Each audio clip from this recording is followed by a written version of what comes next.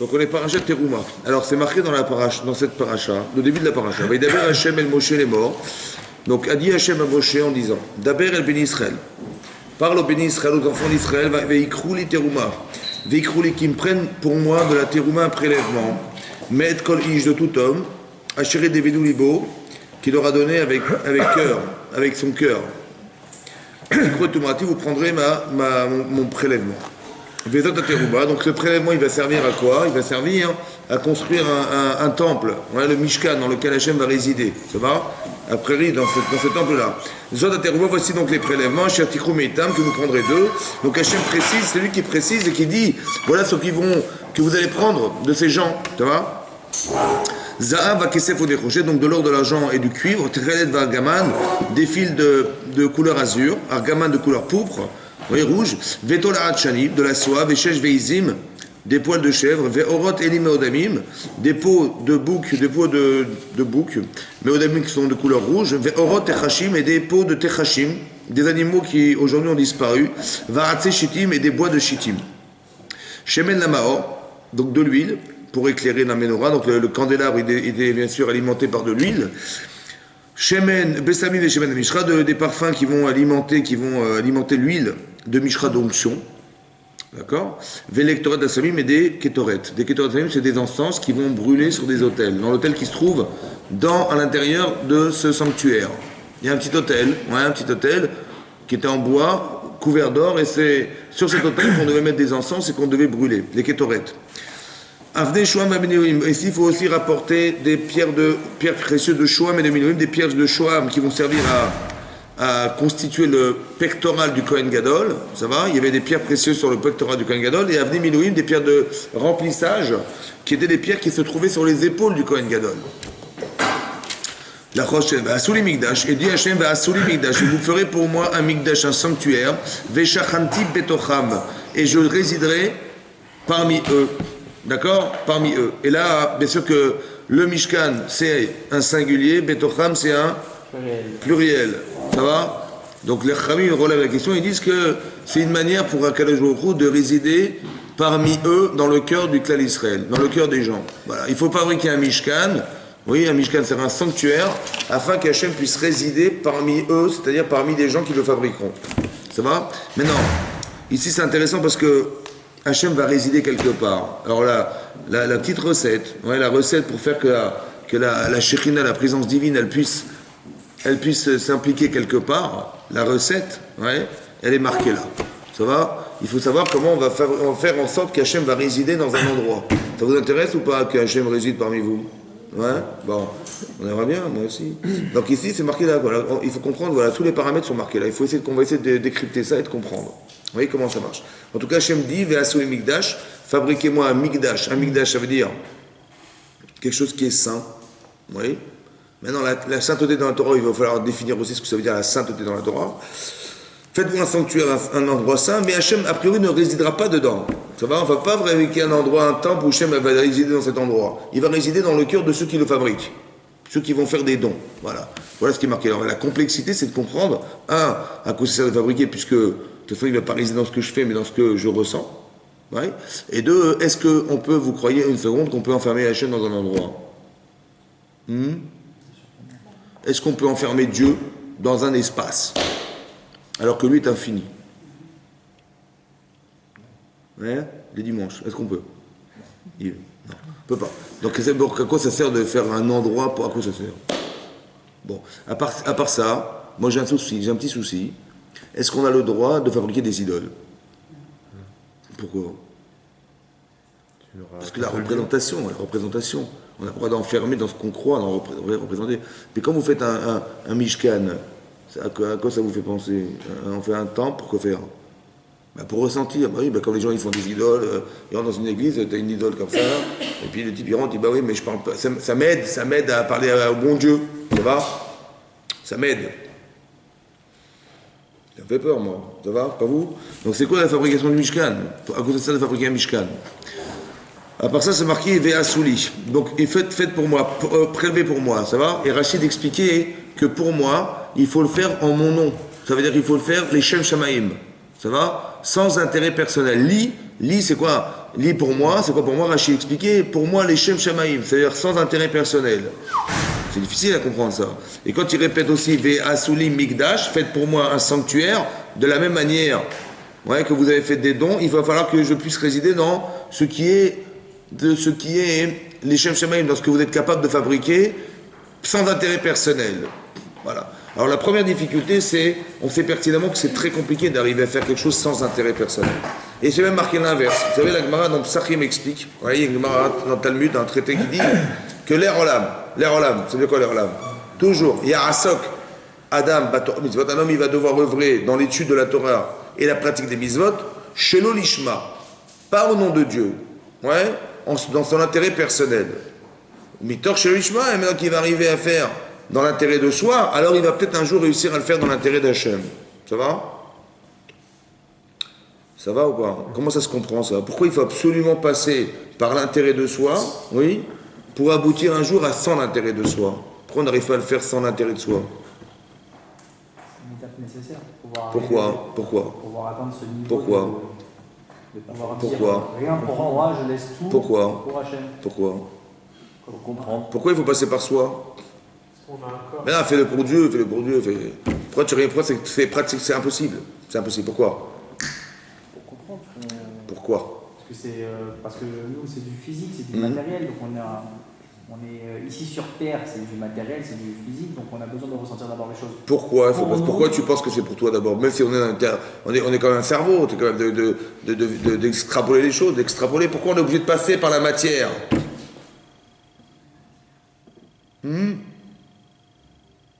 Alors une fois, on a expliqué une fois, vous vous rappelez, on a parlé de ce sujet une fois un petit peu, on a dit comme ça.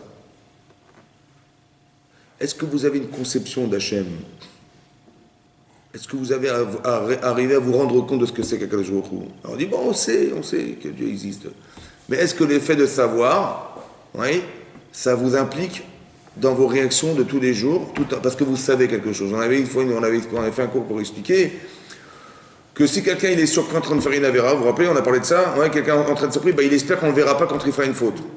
Donc il est plus intéressé à savoir que personne ne se reprendra en train de faire une avéra, tout en sachant qu'Hachem le voit faire la faute, ça va? Et il a la connaissance qu'Hachem le voit faire la faute. Pourquoi il ne réagit pas à ce qu'il sait, il réagit à ce qu'il voit? Physique. Pourquoi on réagit plus à ce qu'on voit qu'à ce qu'on sait, alors que ce qu'on sait est plus grand que ce qu'on voit? Vous voyez, on n'avait pas posé cette question. Comment c'est possible? Vous voyez, on voit qu'il y a une forme d'inconscience chez l'homme. Il ne réagit pas à ce qu'il sait. Oui? Parce que la différence, c'est pourquoi ça ne marche pas, pourquoi ça ne fonctionne pas. Pourtant, j'ai peur d'être surpris par quelqu'un. Et ça me fait réagir. Mais je sais que je suis vu par Hachem. Je sais parce que je crois en Dieu. Comment ça fait que je ne réagis pas à ce que je sais et je réagis à ce que je vois? Pourquoi? Alors que ce que je sais est plus grand que ce que je vois. Et Dieu il est beaucoup plus grand que celui qui va me surprendre en train de faire une erreur. Oui, non. Comment ça fait qu'on ne réagit pas à ce qu'on sait? Alors la réponse c'est que tant que ce que vous savez n'est pas émotionnel, oui, la réactivité que vous avez c'est une réaction physique. Ça va? C'est parce que votre physique réagit, il ressent quelque chose. Mais si votre corps ne ressent rien, il va être, même s'il le sait, ça ne fait pas réagir la personne parce que on ne réagit pas à ce qu'on sait. On réagit à ce qu'on sait émotionnellement. On réagit à ce qu'on sait émotionnellement. Si votre connaissance qui est dans votre cerveau, elle est parlante pour ce que vous savez, vous ressentez, alors vous allez réagir physiquement. Mais si ce que vous pensez est théorique, il n'y a pas de ressenti, ça ne parle pas à votre corps, alors il n'y a aucune réaction physique qui va s'éclairer. C'est pour ça qu'on peut être inconscient de la qualité de la compréhension qu'on a des choses. Ça va? Donc comment je vais réussir à faire que dans mon cerveau, il puisse y avoir des éléments émotionnels qui vont pouvoir se retraduire physiquement chez moi? Alors je vais fabriquer quelque chose. Il faut que je vois ce que je fais. Il faut que je construise. Ça va? Le sens de l'acte, c'est d'arriver à mettre de l'application émotionnelle dans ce que vous allez faire. Ça, c'est pour ça qu'on fait un Mishkan. Maintenant, c'est vrai que c'est bizarre d'imaginer qu'il ne faille pas fabriquer quelque chose pour Hachem. En plus, dans le texte, c'est marqué Veikrouli Teruma. Ça se traduit comment en français? Veikrouli Teruma. Regardez comment c'est marqué là, ici. Comment c'est marqué Veikrouli Teruma?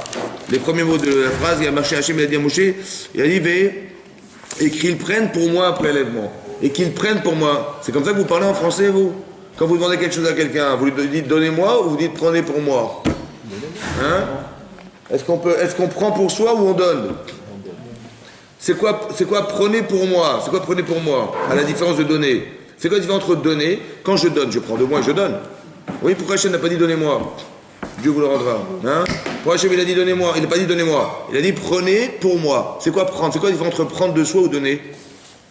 Ça, c'est une question. Ça va? Deuxièmement, il faut comprendre. Il a dit que je veux que ce soit un don qui vienne du cœur. Et pas de quoi? Pas du cerveau. Ça va? Je veux que ce que vous donniez vienne de votre cœur et pas de votre cerveau. Ça veut dire quoi? Comment ça se traduit en français? Ça se traduit comment ça? Pas venir du cerveau, ça veut dire quoi? Pas venir de quoi? De l'obligation que j'ai de faire. Je ne fais pas parce que je suis obligé de faire. Je fais parce que quoi? Parce que je désire faire. Ça va? Donc il y a marqué que la manière dont Hachem va résider chez nous, c'est pas dans l'obligation de faire. Vous comprenez ça? Par exemple, si c'est l'anniversaire de ma femme, il ne faut pas que j'oublie. Ouais. Qu'est-ce que j'ai fait? Ben, j'ai fait un nœud dans ma cravate. Quand je vais rentrer, c'est ça que je vais la voir. Ça va? Est-ce que je l'aime, ma femme? Est-ce que je suis obligé de faire un nœud dans ma cravate pour ne pas oublier? Combien? Je l'aime ou pas? Hein? Ben, je suis obligé de m'en rappeler. Je suis obligé de m'en rappeler. Donc est-ce que je l'aime ou pas? Hein? Comment? L'un n'empêche pas l'autre. L'un n'empêche pas l'autre, tu crois? Bah, Mais si je l'aime, évidemment que je vais y penser. Mais si j'ai peur d'oublier, c'est qu'elle a combien de place dans ma tête? Combien? Ben, obligé de faire. Il n'y a pas beaucoup d'espace parce qu'il n'y a pas assez de ressenti pour que je m'en rappelle. Alors je vais trouver une technique. Tu sais ce que je vais faire un nœud. Ça va? Mais non, c'est pas ça qu'il faut faire. Il ne faut pas donner. Il ne faut pas que tu donnes par obligation. Il faut que tu donnes par désir. Voilà. Ça va? Parfois l'obligation a le désir. Oui, c'est vrai. Mais est-ce que... Oui, c'est vrai, c'est une étape, ça fait partie d'étape. Mais quelque part, je sais que quand je suis obligé de faire, il y a quelque chose qui manque, essentiellement. C'est quoi? C'est le rapport à l'autre. Combien a d'espace cette personne dans mon esprit et dans mon cœur? Ben, pas grand-chose parce que je suis obligé de faire. À la limite, ça me coûte. Pourquoi je suis obligé? Les choses qui me font plaisir, ben, elles ne me coûtent rien. Et bien si ça me coûte, ça me fait plaisir. Mais si je suis obligé de faire, c'est qu'il n'y a pas de part de plaisir, il n'y a pas de part d'intérêt, donc ben, ça me coûte. Et pour celui qui le vit et pour celui qui le subit. Ça va? Mais dans la Shekhina, elle ne réside pas là-dedans. Hachem a dit clairement, il faut que vous preniez de vous. Oui? Vous avez compris, quand j'ai donné, j'ai pris de moi. Mais quand j'ai pris par obligation, est-ce que j'ai pris de moi ou elle m'a pris quelque chose ou ils m'ont pris quelque chose? Hein? Il faut que je prenne de moi-même. Bien que vous voyez une personne qui donne, bien sûr qu'elle a donné, donc elle a pris d'elle, elle a donné. Mais il y a une différence entre la conscience de prendre de soi ou alors de donner. Voilà, je n'ai fait que donner. En fait, j'ai donné. Non, on ne veut pas que tu donnes.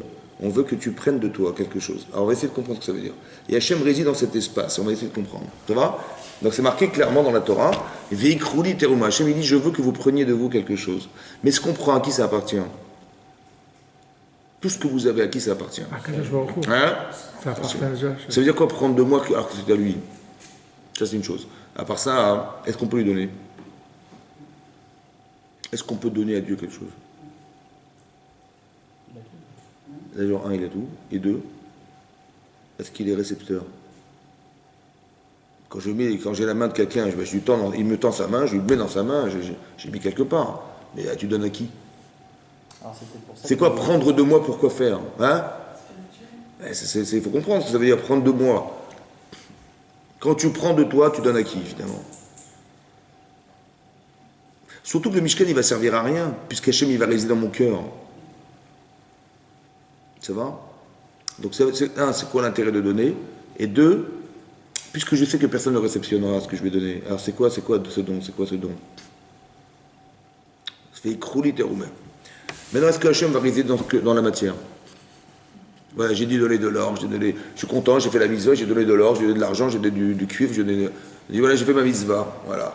Mais Dieu, il va résider dans quoi? Dans ce que j'ai donné? Hein? Vous avez donné de l'or, il va résider dans l'or. Dans quoi il va résider Hachem? Dans quel espace il va résider Hachem? Où? Dans quoi? Hein? Dans mon cœur. Mais à quoi? Dans quel espace de ton cœur? Dans quoi?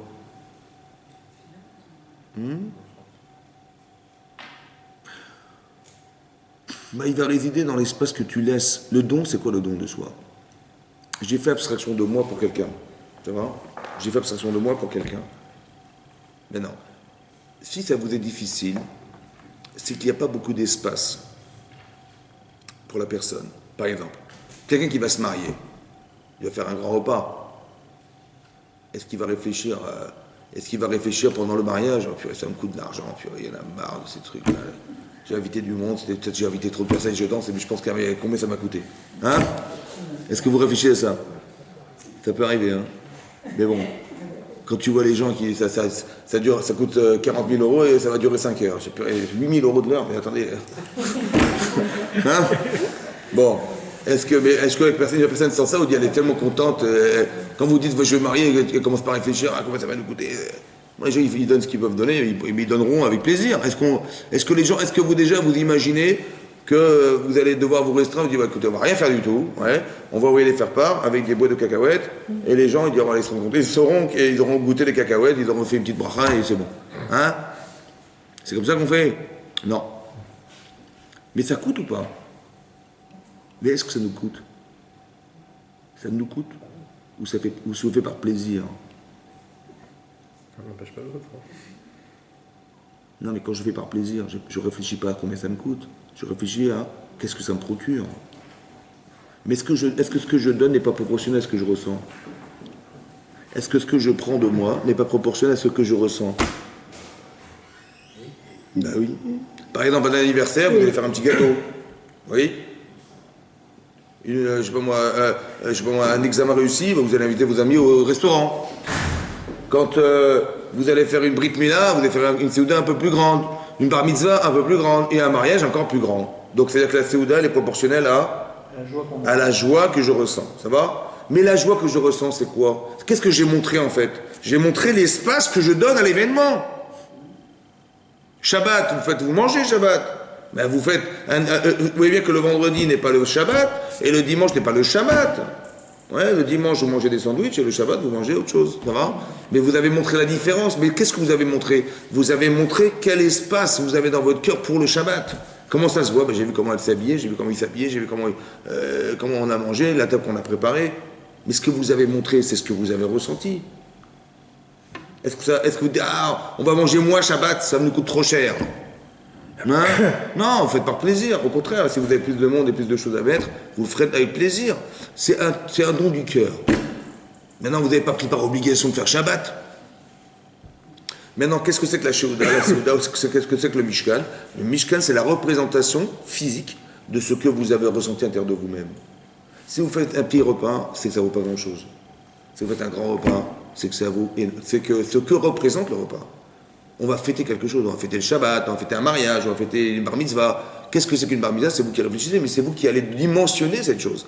Et la chose dimensionnée, elle est de valeur à ce que ça soit représenté quelque part dans la nourriture.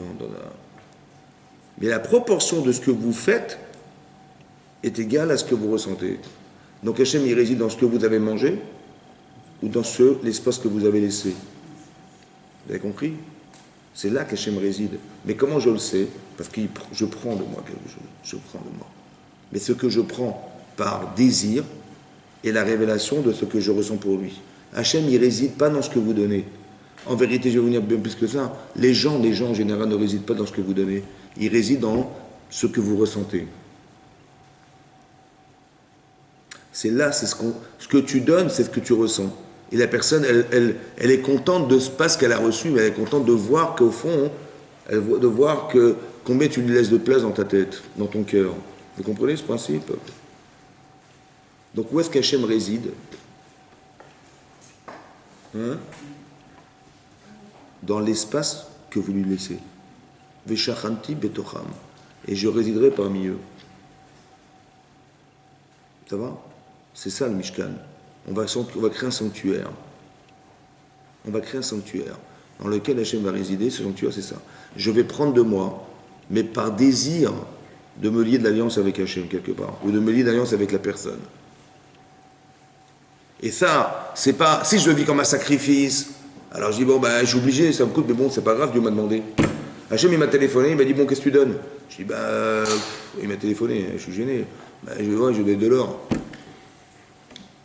Mais bon, j'ai de l'or, j'aurais bien voulu faire autre chose avec. Bon, si je réfléchis comme ça, ben, c'est que manifestement, j'ai pas envie. Ça va?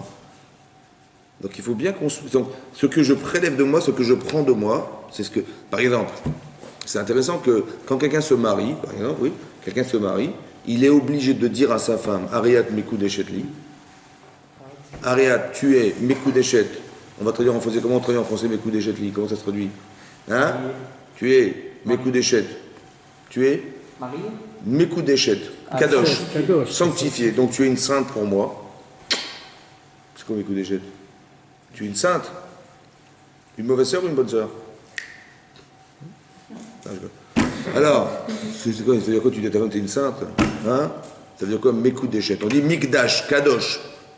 C'est quoi la Kedusha? C'est quoi la Kedusha? Là, il faut fabriquer un Mikdash.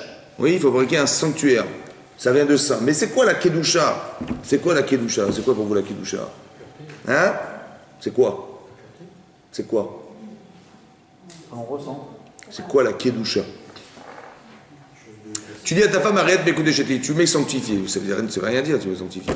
Il faut dire et il faut donner. Il faut dire et il faut donner. Il faut lui donner une bague, un objet. Ça va, il faut donner. Pourquoi il faut dire et il faut donner? Et qu'est-ce qu'on dit et pourquoi il faut donner? Parce qu'on le dit et on le pense et on le valorise par quelque chose que l'on donne de soi. Mais qu'est-ce que tu penses? Ça veut dire quoi Mekudeshet? Que je te sanctifie, enfin que je te sanctifie, enfin comment on dit? C'est quoi? C'est quoi la Kedusha? C'est quoi le Mikdash? C'est quoi ce langage? Par exemple, le vendredi soir, vous faites le Kiddush, n'est-ce pas? Qu'est-ce que vous faites? C'est quoi? Vous rendez Kadosh? Quoi? C'est quoi la Kedusha? C'est quoi la Kedusha? C'est quoi faire le Kiddush? Pourquoi vous faites le Kiddush? C'est de faire descendre la sainteté. Ça veut dire quoi? C'est-à-dire qu'elle n'est peut-être pas là pendant qu'on est, mais tout d'un coup, en faisant une bracha ou en faisant quelque chose... Je suis Mekadesh le Shabbat. Ça veut dire quoi être sanctifié le Shabbat? Ça veut dire quoi? Sanctifier le Shabbat. Ça veut dire quoi? Je le valorise. Elle dit je valorise. Il y a des mots pour dire valoriser. Mais pour dire je sanctifie le Shabbat. C'est quoi la Kedusha? Par exemple, dans la parachet Kedoshim, c'est marqué Kedoshim Tiyu. Hachem nous demande d'être des Kadosh, d'être des saints. Ouais, parce que lui l'est, Hachem. Maintenant, qu'est-ce qu'explique Rashi là-bas? C'est quoi la Kedusha que Hachem nous demande d'éteindre? Ouais. Est-ce que vous croyez que vous êtes des Kedoshim? On est des Kedoshim? Ouais, des gens Kedosh. En vérité, on est tous des Kedoshim. Mais il faut juste comprendre. C'est comme ça. La Rashi là-bas explique, il dit comme ça. Et vous, Proshim, soyez séparés. Séparez-vous. C'est toute chose qui n'est pas sainte. Comment? Donc de mettre des limites. Mais c'est quoi la Kedusha finalement? Alors attendez. Séparer de quelque chose qui n'est pas Ah, mais ça veut dire quoi? C'est quoi là? Séparer, c'est une action, mais c'est quoi? Attendez juste une seconde. Il y a marqué Kedoshim Tiyu. Soyez Kadosh parce que je le suis, dit Hachem. Mais Rashi traduit, il amène le Midrash, il dit et vous, Proshim, séparez-vous de la Avera, de la faute, et des Harayot de l'adultère, qui comme car à l'endroit où tu vas trouver une limite à l'interdit, là il y aura de la Kedusha. Là il y aura de la Kedusha de la sainteté. Voilà ce que dit Rashi. L'endroit où tu vas trouver la limite de l'interdit, c'est là que la Kedusha se trouve. Mais c'est quoi la Kedusha finalement? C'est l'espace qui existe entre moi et la faute. Oui? C'est quoi? Comment ça se traduit intellectuellement ça? C'est quoi la distance? C'est quoi la distance? Par exemple, je donne un exemple très simple. Un exemple. Voilà. Si je vous pose la question, je vous avais posé une fois la question, si j'ai pas le droit de voler, c'est marqué dans la Torah, on n'a pas le droit de voler. Ça va? On n'a pas le droit de voler. Mais non, pourquoi on n'a pas le droit de voler? Pourquoi c'est interdit de voler? Oui, j'ai compris. Mais pourquoi? Pourquoi j'ai pas le droit de prendre à l'autre? Pourquoi? Ça fait du mal à l'autre. Du mal à l'autre, et alors? Mais ça me fait plaisir, moi. Avec l'argent qu'il a gagné, bah tiens, je vais m'enrichir, je vais gagner non seulement mon salaire, mais je vais gagner le sien. C'est pas mal. Mon plaisir passe, Pourquoi c'est grave? Hein? mon plaisir passe par le malheur de l'autre. Non, Je tu as lui enlève envié quelque chose. l'autre. Bah, qu'est-ce qu'il est faible? Il est faible, le pauvre, il est faible. Tu l'as volé. Il est faible, il a qu'à être fort. Moi, je suis fort, il est faible. Bah, C'est bon. pourquoi c'est grave de voler? Vous savez pas? Mesdames, pourquoi c'est grave? Hein? Quoi? De quoi? Ah, donc tu dis que si je crois que Dieu me donne tout ce que j'ai, d'accord, et que je prends ce qu'Hachem m'a donné à l'autre, c'est que je ne crois pas en Dieu. Ou alors je pense que Dieu est un mauvais comptable. Bah oui, parce que manifestement, il ne sait pas compter, hein, parce que je suis obligé d'aller piquer chez l'autre pour m'enrichir. Donc je renie Dieu par le vol. Ça c'est une chose, c'est vrai. À part ça. C'est sur le plan religieux, sur le plan intellectuel, sur le plan émotionnel. Qu'est-ce que vous ressentez émotionnellement? Quelqu'un il rentre chez lui et était cambriolé, comment ça se passe? Hein? L'histoire. Hein? Bon, est-ce que lui, maintenant qu'il a vu ça, il dit, bah tiens, bah, moi aussi je vais le faire. Est-ce que je vais faire aux autres ce que je ressens de manifestement grave chez moi? Non. Donc émotionnellement, je peux pas. Ouais. Okay. Quand j'aime les gens, est-ce que je peux les voler? Non. Est-ce que si demain je sors dans la rue et qu'on peut me voler dans n'importe quel endroit où je me trouve, est-ce que ça va pas être la zizanie sociale? Hein? Si tout le monde s'entretue, se vole. Hein? Vous pouvez vivre comme ça, vous? C'est une vie équilibrée? Non. Donc ça, c'est des paramètres. Mais qu'est-ce que j'ai fait maintenant? Qu'est-ce qu'on a fait là? Je vous dis, pourquoi vous voulez voler? Parce que sur le plan social, c'est pas possible, parce que sur le plan religieux, c'est pas possible, parce que sur le plan émotionnel, je peux pas, sur le plan intellectuel, j'arrive même pas à concevoir que c'est possible. Oui, mais qu'est-ce que j'ai fait? Qu'est-ce qu'on a fait là? On s'est construit, on a construit une valeur. Qu'est-ce qu'on a fait? Il y a la Vera, il y a le vol et il y a moi. On n'a pas de... Maintenant, combien je suis distant de ça? Une séparation. J'ai mis une distance, écoutez-moi bien. Maintenant, pour transgresser le vol, il faut que je passe à travers mes émotions. Il faut que je transgresse ma pensée. Il faut que je transgresse ce que je sais d'Hachem. Il faut que je transgresse tout ça. Je ne peux plus. Parce qu'il y a une distance. Moins il y a de paramètres, plus vous pouvez transgresser. Mais plus il y a des paramètres dans votre tête, plus vous êtes des kedoshim. Vous comprenez que la kedusha, c'est la séparation. La kedusha, c'est la différence. Si vous ne pouvez pas m'expliquer pourquoi c'est grave de voler, vous pouvez voler demain. Hein. Parce que c'est pas si grave. Il n'y a pas de kedusha. Il n'y a pas de distance entre la faute et moi. Est-ce que vous comprenez ça? Dans mon cœur, il y a quoi? Ben, il n'y a rien, pratiquement rien, parce que c'est marqué juste dans la Torah. Il n'y a qu'une frontière, c'est ce qui est marqué dans la Torah. Ouais, mais tu sais, des fois c'est dur. Hein. Des fois la vie est dure. Qu'est-ce qu'on peut faire? On est obligé de voler. Vous avez compris? Mais plus la frontière est loin de vous, parce que émotionnellement vous ne pouvez pas, vous l'avez écarté de vous, parce que intellectuellement ça ne se fait pas, parce que Dieu il est au-dessus de tout et donc vous êtes un voleur par rapport à Dieu. Et si vous reniez Dieu, c'est pas possible, etc. Qu'est-ce que vous avez fait? Vous avez éloigné la faute. Donc l'endroit où tu trouves une limite à la faute et que tu t'en sépares parce que tu la justifies, la distance, ben là où tu te trouves, c'est la Kedusha. Vous comprenez? Si vous ne savez pas pourquoi vous faites Shabbat, il n'y a pas de Kedusha, il n'y a même pas de contenu. Donc vous faites Kedusha, mais c'est mais il n'y a pas de contenu. Si vous ne savez pas pourquoi vous devez vous marier, mais la Séouda, elle sert à quoi? Qu'est-ce que tu fêtes? Tu fêtes quoi? On fait une bar mitzvah. Comme j'ai dit, j'ai quelqu'un qui me dit, bah, vous savez, on m'a invité à une bar mitzvah, ils ont fait tout non cachère, mais pour nous, ils ont fait cachère. J'y vais ou pas? Il m'a dit. J'ai dit, mais dites le type, ouais, que la bar mitzvah, c'est pas une fête, hein. C'est qu'on va fêter l'alliance avec Hachem dans les mitzvot. S'il a invité les gens à manger de taref, vous avez compris, on a tout oublié. On ne sait même plus pourquoi on fait. Mais la Kedusha, c'est le contenu. Tu sais que tu fêtes quelque chose de fondamental, ton fils il va mettre les tefilines, il va commencer à faire les mitzvot, il devient adulte, c'est ça que tu fêtes.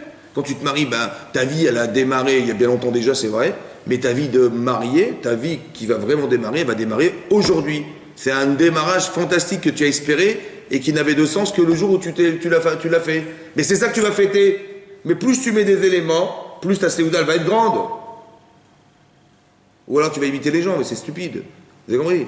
Mais il faut que vous compreniez que la Kedusha, c'est le contenu que vous mettez. Mais le contenu que vous mettez, soit vous l'avez compris, soit vous l'avez ressenti, soit vous l'avez élaboré. Mais c'est ça la distance. La distance. Tu dis, mais tu peux faire ça? Tu dis, moi jamais. Pourquoi? Mais il faut que tu arrives à me dire pourquoi tu ne peux pas. Parce qu'il y a ça.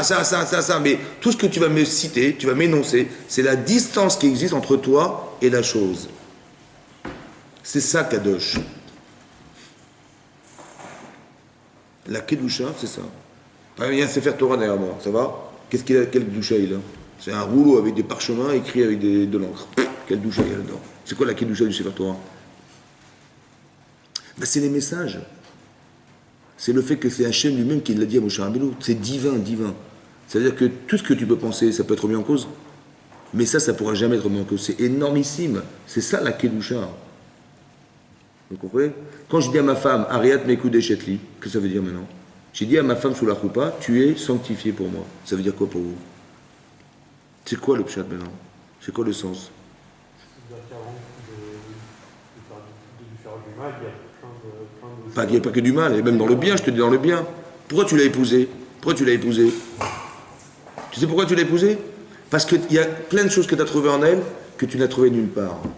Elle est spéciale, elle est Kedusha, elle est distante. Comme le Shabbat, c'est pas un jour commun, et bien elle n'est pas commune à toutes les femmes. J'ai vu toutes les femmes, et dit mais elle est spéciale, Ariat Mekou Chetli. Ça veut dire, tu m'es sanctifié, ça veut dire que j'ai mis un tel contenu dans ce que tu représentes pour moi, que j'ai trouvé nulle part ailleurs que c'est toi que je vais épouser. Tu m'es sanctifié. Tu as compris? C'est-à-dire que j'ai dû donner de moi, de ma personne pour toi. Oui? Et ce que je donne maintenant physiquement, parce que je te donne une bague, parce que c'est quoi cette bague finalement? C'est quoi l'alliance? Ben, j'ai pris de moi quelque chose, oui, qui va créer le tampon entre toi et moi. Dorénavant, quand je te verrai avec cette bague, je sais que je suis ton mari. Ça va? Donc qu'est-ce qui crée le lien entre nous deux? C'est que j'ai pris de moi quelque chose qui fait que l'expression de ce que je ressens pour toi Oui. Et quand je te le donne, oui, j'ai pris de moi, je te donne, ce qui va faire le tampon entre toi et moi dorénavant, c'est ce que je t'ai donné. Il faut, comme dans le Mishkan, il faut prendre de son cœur quelque chose et de donner. Ça va? Bien sûr que même si la personne ne reçoit pas, parce qu'il n'y a rien à recevoir, je ne donne pas une bague en fait, je donne mon cœur, je donne ce que représente l'alliance, ce que représente, il fallait donner quelque chose, mais au final, c'est quoi? Ma femme ne va pas résider dans ce que je donne, elle va résider dans l'expression de ce que j'ai ressenti pour donner. C'est là qu'elle se trouve. C'est ça la Shekhina. Vous comprenez ce que ça veut dire maintenant? Hachem, il ne réside pas dans ce que vous donnez, dans la matière. Il réside dans l'espace que vous lui laissez, qui est l'expression de votre don. Par exemple, c'est marqué dans la Gemara, dans Sota, la Gemara dit comme ça. Rabbi Akiba a dit Ish veisha. Ish veisha, c'est quoi? Un homme et une femme. Un homme et une femme. Et comment on écrit Ish en hébreu? Ish, c'est Aleph, Yud, Shin. Ça va? Aleph, Yud, Shin. Et Isha, c'est Aleph, Shin, He. La Gemara dit si l'homme est un homme et la femme est une femme, Ish veisha, Shechina benehem. La présence divine est entre eux. Alors c'est le Yud de l'homme et le He de la femme, Yud Ke, c'est le nom de Dieu. Et si l'homme n'est pas un homme et une femme n'est pas une femme, ouais, oui, alors on enlève le Yud et on enlève le He de la femme, parce que la Shrina elle s'en va, la présence divine se retire, le Yud de l'He se retire, qu'est-ce qui reste? Il reste Esh, le feu contre le feu. Ça va? Voilà ce que dit la Gemara. Et la Gemara dit, continue Rava dans la Gemara, il dit que le Esh de la femme, le feu de la femme est plus virulent que l'homme. Ouais, il est plus fort que l'homme. Plus fort. Et elle m'a dit une phrase étonnante, elle dit Véa Esh et le feu au Khaltan les dévore. Que quand la femme n'est pas une femme et un homme n'est pas une femme, et un homme, le feu lui-même, les dévore. À Esh au Khaltan, le feu les mange. Ça va? Maintenant là-bas, le Maharsha explique un commentaire de la Gemara, il explique là-bas dans le Chasse, il dit pourquoi le feu de la femme est plus fort que l'homme? Oui, parce que dans Isha, il y a du feu avant qu'il y ait du He. Il y a le Esh, Isha, comment on écrit Isha, Aleph, Shin, il y a du feu, et après on rajoute un He. Il y a déjà du feu, et on a rajouté un He. Alors que chez l'homme, il y a le Yud qui sépare. Ça va? Ish, on ne peut pas écrire Ish sans mettre un Yud. Donc il n'y a pas de feu. Le feu est à constituer entre guillemets. Ça va? Mais chez la femme, il est déjà présent. Maintenant, qu'est-ce que c'est que le feu de la femme? C'est quoi ce feu? On dit si la Shrina, si vous avez une bibliothèque comme ça chez vous, Hashem, alors la Shrina va résider. Ah bon, vous croyez que parce que vous avez des livres? La Shrina va résider si on est un homme et on est une femme. Comment ça se définit? C'est ça qu'il faut comprendre. Qu'est-ce qu'un homme et qu'est-ce qu'une femme? Et à part ça, il faut comprendre que si vous avez réussi à le devenir, alors la Shrina sera parmi vous. Et sinon, le feu contre le feu. C'est quoi le feu de l'homme et le feu de la femme? C'est quoi à votre avis? C'est quoi le feu? Il y a du feu dans la femme. Il y a du feu dans l'homme. Ish. C'est quoi ce feu? Hein? C'est quoi le feu de l'homme? Le feu de la femme. Vous dormez ou quoi vous, ça va? Alors, hein? C'est quoi le feu? Hein? Il y a des disputes, s'il reste que le feu. Donc c'est-à-dire qu'il y a du feu, il y a de la dispute dans la femme. Chazak ou Baruch. Non, mais même chez l'homme. Mais non, il y a marqué Esh. Esh, c'est quoi le feu? C'est quoi le feu? Par exemple, il y a des anges qu'on appelle des Ishim, des séraphim. Ça va, des anges s'appellent des séraphim. Séraph, en hébreu, soref, ça veut dire brûler. Ouais. Comment il s'est présenté Hachem quand il s'est présenté devant Moshe Rabbeinu dans le feu? Le buisson il était le feu ardent, près du feu. Ça va? Il y a du feu. Il y a du divin dans l'homme. C'est quoi des Ishim? Esh, Ish. Il y a du divin dans la femme qui est plus fort que l'homme. Pourquoi c'est comme ça à votre avis? Le Esh en vérité c'est le divin qui est dans l'homme. Bonsoir, ça va vous? Exact. C'est quoi le feu? C'est quoi le divin qui est... C'est quoi le feu, le divin qui est dans la femme? C'est quoi? Par exemple, l'homme il a été créé de quoi? À partir de quoi on a créé un homme? Hein? L'homme, à partir de quoi? Hein? De la terre. On a pris de la terre, on a pris de l'eau, de l'air et du feu, on a fait un petit mélange, une petite boulette, et on a fabriqué un homme. L'homme est né de la terre. Après, on lui a mis une neshama. Mais au départ, on a créé un homme, Adama, c'est la terre. Et on a fabriqué son corps, et de cette terre-là, ce corps qu'on a fabriqué, on a mis une âme dedans. Mais après qu'on ait mis l'âme, on a créé la femme à partir de cet homme. Mais on l'a créé à partir de quoi? Hein? D'accord. Mais c'est l'intérieur de l'homme. Vous savez que quand on traduit en français le tsela, c'est la côte de l'homme, ouais, la côte intérieure, mais dans la Gemara, c'est une discussion de savoir est-ce qu'on a fabriquer la femme à partir du côté de l'homme, que le tsela, c'est le côté de l'homme. Parce que d'après une opinion dans la Gemara, comme ça Rashi ramène dans le Midrash, il ramène dans Rashi dans la Torah, oui, quand c'est marqué Vaïvra Elohim et Adam, c'est marqué dans le Pasuk, Avram a créé l'homme, Betselem Elohim, à son image, à l'image de Dieu, il l'a créé. Mais l'image de Dieu, c'est quoi? Puisque Dieu n'a pas d'image. Rashi explique que la faculté que vous avez de penser et de réfléchir et d'analyser, c'est ça l'image d'Hachem. Vous êtes à son image parce que vous réfléchissez.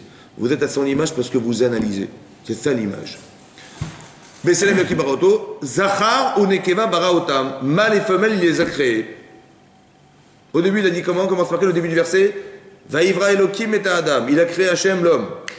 A priori, seul. Et après, c'est marqué qu'il a créé, et la fin du verset, c'est de dire qu'il a créé un être masculin, féminin. Zachar ou Nekeva, mâle et femelle, il les a créés. Mais comment c'est possible? Il a créé un homme mâle et femelle ou il a créé un homme seul? Il faudrait le savoir.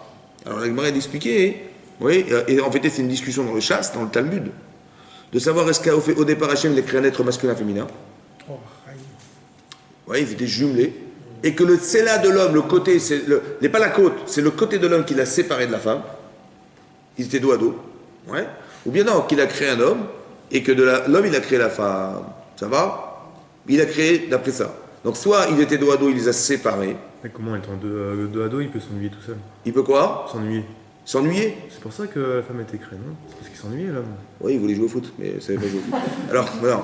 T'es tout seul. Attends, je t'explique après ça. Écoute-moi. Ils étaient dos à dos. Dos à dos. Ils ne se voyaient pas en fait. Il les a séparés. Ou bien il a créé la femme de l'homme, de l'intérieur de l'homme. Pourquoi il a créé de l'intérieur et pas de l'extérieur? Pourquoi de l'intérieur? Hein? Il a pris un morceau de l'âme. Pourquoi il a créé de l'intérieur à votre avis? Il a pris un morceau de l'âme. Hein? Pourquoi il a créé de l'intérieur? De l'intérieur. Qu'est-ce que ça va avec pas désiré? De l'intérieur. Mais qu'est-ce qu'il y a dans l'intérieur de soi? Il y a ton corps, mais à l'intérieur de soi, il y a quoi? Il y a une âme. Il a créé de l'intérieur. Mais est-ce qu'une femme, elle perçoit l'âme de l'homme ou elle perçoit le corps de l'homme? Quand elle parle d'une femme à son mari, qu'est-ce qu'elle lui dit? Hein? Elle parle de ce qui est.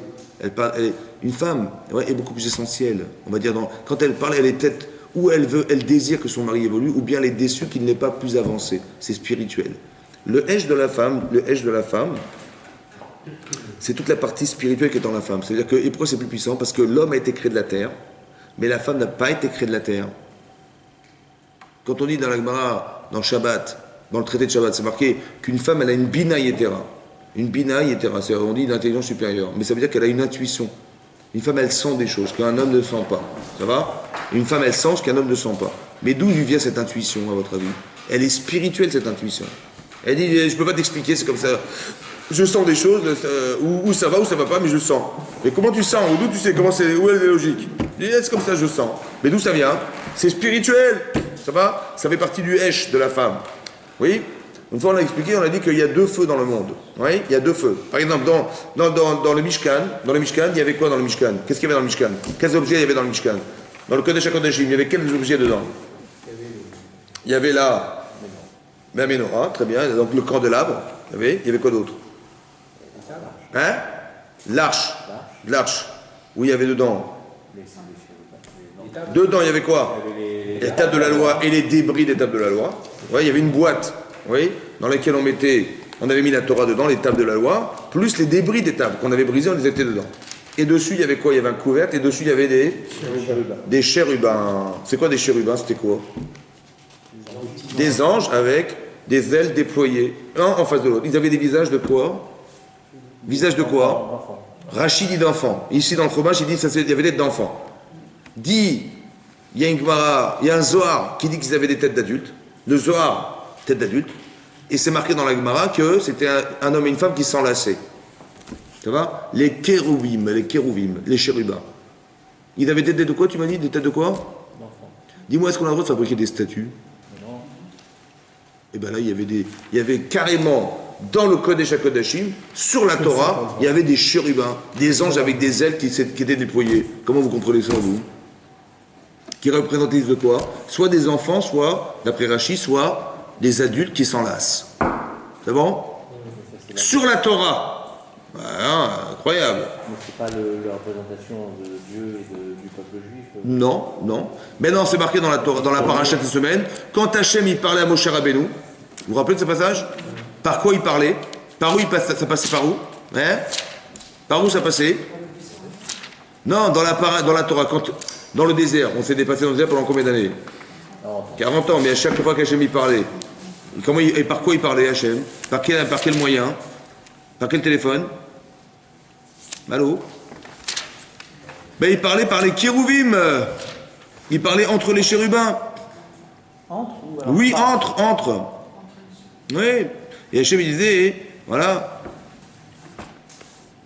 C'est marqué dans la Torah. Que Hachem, il parlait, ben, il y a eu prochain kafaïm, aucun fait avec un, il j'ai le réarrivé, ça, il y a eu que un, la tati de caporal, voilà. Regardez, ouvrez la page 480. Page 480, Passouk, le 22e verset. 480, 22e verset. Vous avez trouvé? Marqué Veno d'Artilecha Hacham. Et je me ferai savoir là-bas. Vedi Bartitra, et je parlerai avec toi, Itar. Mitra, ouais, mais à la caporette, au-dessus du couvercle. Mi ben, shne a keruvim. Entre les deux chérubins, Asher et Aaron, qui se trouvent dans la boîte là-bas, à Edout.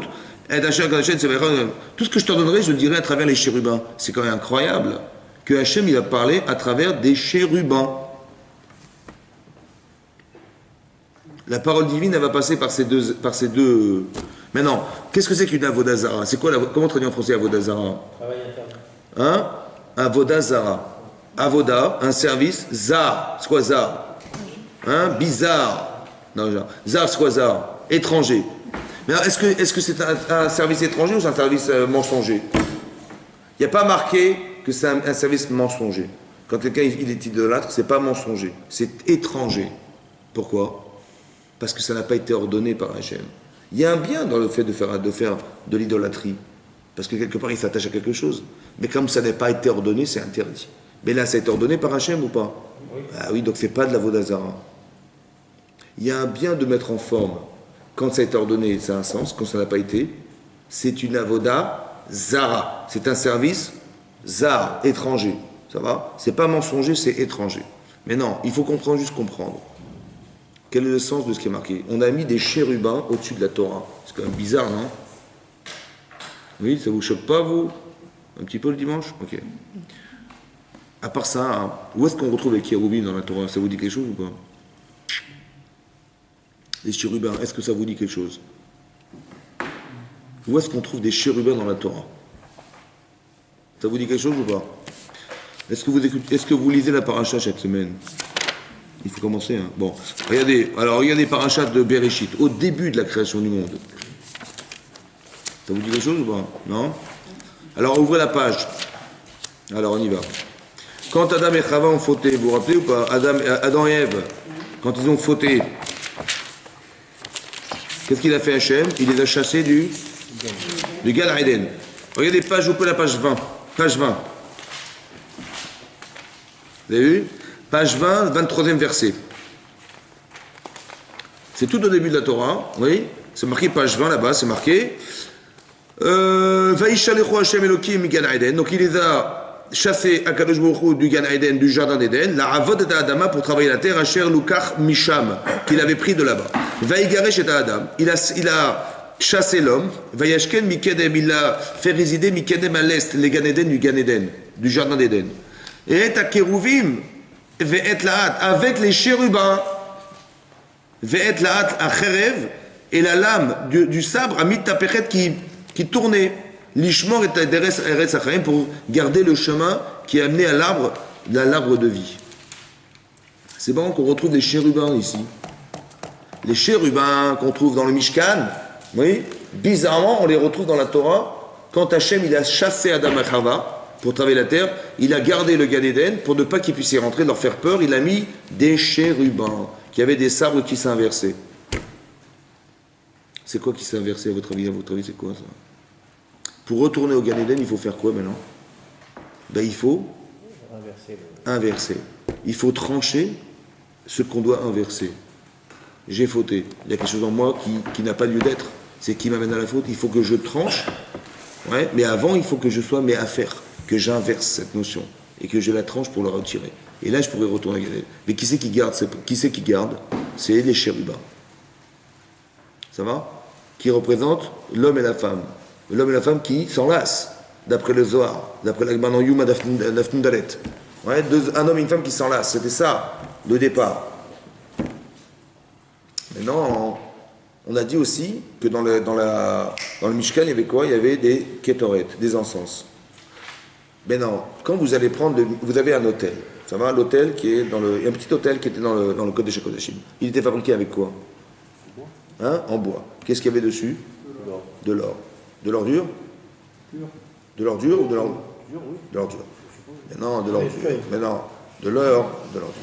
Maintenant, il y avait un hôtel, ouais, avec de l'or. D'accord? Une feuille d'or qui était de l'épaisseur d'une pièce de monnaie, comme ça dit Tosfot dans Chagiga, à la fin de Chagiga. Maintenant, très fin. Maintenant, si vous prenez des encens et vous les mettez sur cet hôtel, et vous les brûlez, qu'est-ce qui va se passer? Ben, ça va fondre. Donc il fallait changer de visbert tous les jours, quoi. Maintenant, cette question, c'est ce qu'a demandé Moshe à Hachem. Il a dit, mais quand je vais allumer les kétorettes, les encens, ça va brûler, le parfum, ça va brûler. Mais ça brûle, ça va fondre de l'or et ça va brûler le bois. Il dit, mais non, le feu, c'est pas le feu que tu connais, c'est le feu que tu as vu sur le buisson ardent. Il y a le même aspect, mais qu'il n'y a pas le même... Chazak ou Baloch. C'est quoi ce feu là? C'est quoi ce feu finalement? C'est Hachem, ouais. Le feu, c'est Hachem. Par exemple, on a pris Avraham Avinu, on lui a dit, écoute-moi bien, ou tu pratiques l'idolâtrie, ou je te jette dans la fournaise. Qu'est-ce qu'il a dit à Abraham? Jette-moi dans la fournaise. Il a brûlé ou pas? Ben non. Comment c'est qu'il n'a pas brûlé? Ça n'a pas brûlé. C'est bizarre, non?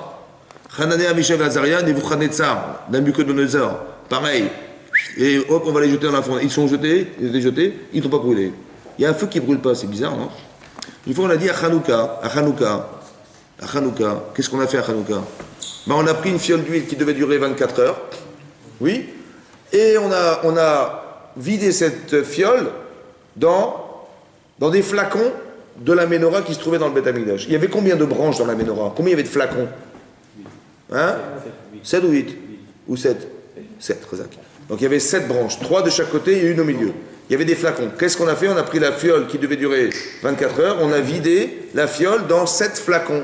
Donc combien devait la fiole devait durer 24 heures, donc combien devait durer normalement chaque fiole? Combien elle devait durer? 24 divisé par 7, 3h20. Ça va? Ça devait durer 3h20, ça a duré combien de temps?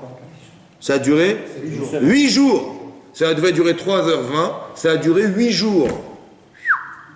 C'est un miracle ou pas? Mais c'est quoi le miracle? Est-ce que le miracle, il est parce que l'huile était tellement concentrée qu'une huile normale, se serait vidée en 3h20. Mais elle est tellement concentrée qu'elle a duré 8 jours. Donc le miracle est dans l'huile, ou bien le miracle il est dans le feu qui n'a pas brûlé l'huile. Parce que quand vous allumez des veilleuses, mesdames, hein, vous allumez des veilleuses, je vous fais le bruit avec, ouais, des veilleuses, bah, qu'est-ce qui se passe? Bah, il y a un combustible qui est l'huile, qui est pompé par l'huile, par la mèche, pardon, et quand la flamme elle brûle le combustible, jusqu'à ce que ça se vide, et après ça crépite et ça s'éteint. C'est vrai ou pas? Donc la flamme elle brûle l'huile, mais non. Est-ce que le miracle, il est sur l'huile, qui a résisté, ou bien sur le feu qui n'a pas brûlé l'huile? C'est quoi le miracle de Hanouka? Le feu qui a pas brûlé. Ben, d'après ça sortirait que c'est le feu qui n'a pas brûlé l'huile. On voulait voir quoi en vérité? On voulait voir Hachem. Est-ce qu'Hachem est avec nous ou pas?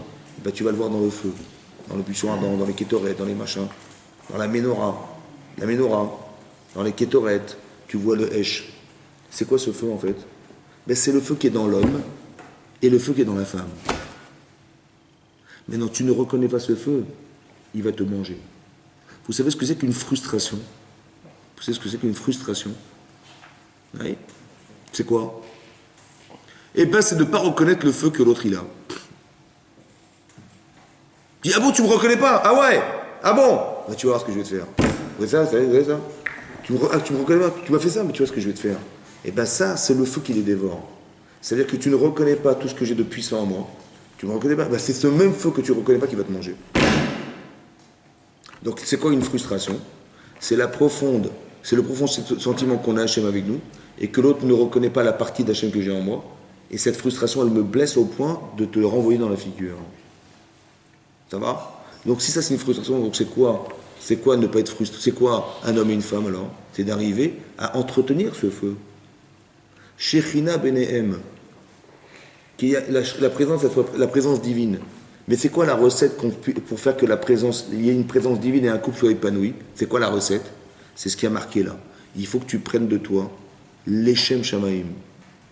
Ça va? Et ce que tu vas donner, en vérité, l'autre, elle va pas recevoir. Ce que tu donnes, en vérité, c'est la Shekhina, elle réside dans la capacité que tu as de faire abstraction de toi pour. Mais pas par obligation, pas dire, ouais, mais je suis marié, il faut que je paye ça, il faut que je paye ça, il faut que je me débrouille avec ça, il faut que ça va me coûter ça. Non, c'est pas ça que je veux. Je veux que tu comprennes que ça va te servir, que c'est ton cœur qui parle. Tu vois? Si tes parents ils t'appellent pour rendre service, tu dis pas, ah, combien ça va me coûter? Mais non, tu fais par amour, tu calcules pas. Ça va? L'argent est secondaire. Parce que ils m'ont demandé de venir, mais bien sûr que j'attendais que ça. Ça va? Mais qu'est-ce que ça veut dire? C'est que la part d'espace que tiennent mes parents dans mon cœur fait que je ne suis pas calculateur. J'attendais que ça qui me téléphone pour me demander. Mais si quelqu'un, tu ne le connais pas, il te demande un service, il dit, attends, j'ai peut-être autre chose à faire. Vous avez vu l'espace que j'ai laissé, l'espace que je n'ai pas laissé? Hachem, il réside dans cet espace. Hachem. Ça va? Ish ve Isha. Il y a du Esh dans chacun d'entre eux. Mais chez la femme, c'est plus virulent que chez l'homme. Pourquoi? Parce que c'est beaucoup plus spirituel. Ezer Kenegdo, une femme, elle va aider son mari. Elle va pas l'aider à faire le ménage. C'est pas pour faire la cuisine. C'est pas pour garder les enfants. Ezer, c'est qu'elle a quelque chose de très puissant qu'elle doit développer en elle, qui est spirituel, qui va aider son mari à la devenir. D'où je sais de ça. C'est ça le Mishkan. C'est quoi les kérouvim à votre avis? Les kérouvim, c'est ce qu'on a raté d'être. Ils sont devant le Gan Eden, ils nous empêchent de rentrer. Ça va? Mais en vérité, c'est l'homme et la femme qui ont raté. Ça va? Une fois, je vous ai dit, Adam, il va devoir travailler sur de son front, n'est-ce pas? Pour réparer sa faute. Et la femme, c'est quoi son truc à elle? Elle doit souffrir pour enfanter. enfanter. Et c'est quoi la logique de souffrir pour enfanter par rapport à ce qu'elle a fait? C'est quoi la logique du lien entre les deux? C'est pour expier sa faute. C'est quoi le lien? Pourquoi on n'a pas dit, tourne autour du stade pendant 40 jours? Ouais. Pourquoi elle doit accoucher dans la douleur? Qu'est-ce que ça a à voir avec qu'est-ce que ça a à voir avec la douleur de l'accouchement? Qu'est-ce que ça a à voir? Qu'est-ce qu'elle a fait, Chava? Elle a proposé à son mari de manger. Mais Rachi explique pourquoi. Rachi dit pourquoi. Parce que, comme elle avait mangé du fruit de la connaissance du bien et du mal, elle savait qu'elle avait transgressé Hachem, ce qu'elle avait ordonné Hachem, et qu'elle allait mourir. Mais elle dit, attends, moi je vais mourir, et mon mari, qu'est-ce qui va se passer? Il va rester vivant, lui. Ça va? Et est-ce que le monde pourra subsister sans une autre femme? Non. Donc il va forcément créer une autre femme d'Adam. Oui. Mais s'il recrée une autre femme, donc Adam et Chava, ils vont vivre, Adam et cette femme, ils vont vivre, et moi, je vais mourir. Eh bien, jamais de la vie. Jamais. D'accord? Donc qu'est-ce qu'elle a fait? Elle a dit, il va mourir avec moi. Donc elle l'a tenté pour qu'il arrive à manger avec elle, et comme ça, ils mourront tous les deux. Ça va? C'est ce qui est marqué dans Rachi. Et maintenant qu'elle a fait ça, alors il faut qu'elle accouche dans la douleur. Qu'est-ce que ça a à voir avec ce qu'elle a fait? Elle peut potentiellement mourir. Mais qu'est-ce que ça a à voir avec accoucher dans la douleur? Elle a enlevé une vie, donc pour donner la vie, elle va souffrir. Pourquoi? Pourquoi elle doit souffrir pour donner pourquoi elle doit souffrir en accouchant? Quelle est la logique? Qu'est-ce qu'Hachem il voulait? Ça va? Alors peut-être comme ça, écoutez bien. Quand vous réfléchissez, pourquoi elle a proposé à son mari de manger du fruit de la connaissance? Pourquoi? Parce qu'elle n'a pas supporté que son mari il puisse avoir une autre femme qu'elle. Elle n'a pas supporté. Elle n'a pas voulu souffrir à l'idée que son mari épouserait une autre femme qu'elle, donc il fallait qu'il meure. Parce que sinon elle va souffrir. Donc elle l'a tué pour ne pas souffrir. Oui ou non? Oui ou non? Oui. Donc c'est quoi il faut? Il faut que tu acceptes de souffrir pour faire vivre. À la différence d'avoir voulu tuer pour ne pas souffrir. Parce que si il épouse une autre femme que moi, je vais dire folle. Ça va? Pour l'éternité, c'est pas possible. Donc il faut qu'il meure. Pour ne pas souffrir. Ah, tu veux qu'il meure pour ne pas souffrir? Alors, pour réparer ton problème de conscience d'avoir voulu tuer pour ne pas souffrir, c'est que tu sois d'accord de souffrir pour que vive. Parce que si tu ne souffres pas pour faire vivre, tu n'auras jamais réparé le problème de l'appartenance que tu as de toi-même au détriment de la vie des autres. Vous comprenez ou pas? Si ça me coûte rien, donc l'autre dit, qu'il vive, c'est pas grave, ça me coûte rien. Mais non, ça va te coûter de souffrir. Est-ce que tu es d'accord de souffrir pour que vive?